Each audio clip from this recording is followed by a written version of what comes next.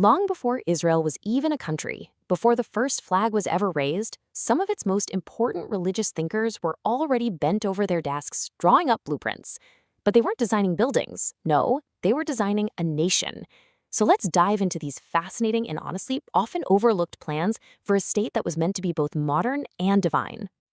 And this, right here, is the fundamental question. It's the central paradox that has powered Israeli society from day one. It's this incredible tightrope walk between two powerful ideas. And believe it or not, the blueprints for how to manage that walk, they were being drafted decades ago. And they are still shaping the conflicts you read about in the headlines today.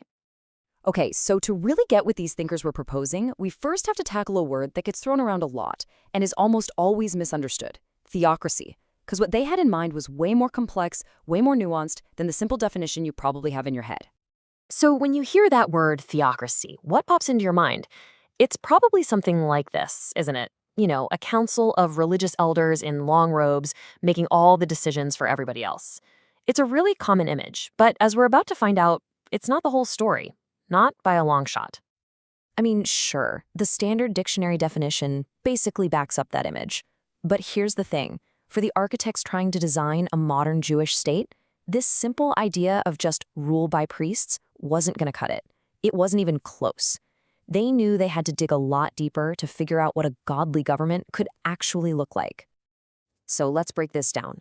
There are a few different ways to imagine a godly state. You've got hierarchia, that's our classic picture, rule by a priestly class. Then there's charismatic theocracy, which is all built around a single powerful leader who's believed to be divinely inspired. But, and this is the one you really need to remember for our story, there's this third idea, theonomy. This is a total game changer, because it's not about rule by people in God's name, it's about rule by God's law itself. See the difference? The ultimate authority isn't a person or a committee, it's a text. Okay, so keep that key distinction in your head. Rule by priests versus rule by law. Now, let's add one more framework to our toolkit. How can religion and the state actually interact? It turns out there are pretty much 4 basic models for how that relationship can work. So, the political theorist Eliezer Yehuda did this really brilliant work. He studied all these historical Jewish sources and basically distilled the entire relationship between the pulpit and the parliament down to 4 possible arrangements. And this gives us a really powerful lens for understanding the visions we're about to explore. So the models range from a total union, where, say, the king is also the high priest, all the way over to complete separation. But I want you to pay close attention to number 3 here, the completion model. This one's different. It's not a merger, but it's not a divorce either. Think of it more like a partnership. The state and religious institutions are separate, but they work together in tandem to fulfill a shared mission. This idea of partnership is absolutely central to what we're talking about. All right, now that we have our conceptual toolkit, let's meet the architects themselves. We're going to look at 2 of the 20th century's most prominent rabbis who took on the monumental task of designing a state that could somehow live in 2 worlds at once. So in one corner, you have Rabbi Yitzhak Herzog. He's an establishment figure, Israel's first Ashkenazi chief rabbi. And in the other corner, you have Rabbi Shlomo Goren, this dynamic, innovative force who was the first ever chief rabbi of a brand new, modern institution, the Israeli military. Just their backgrounds alone kind of hint that they're going to have pretty different approaches to building a nation.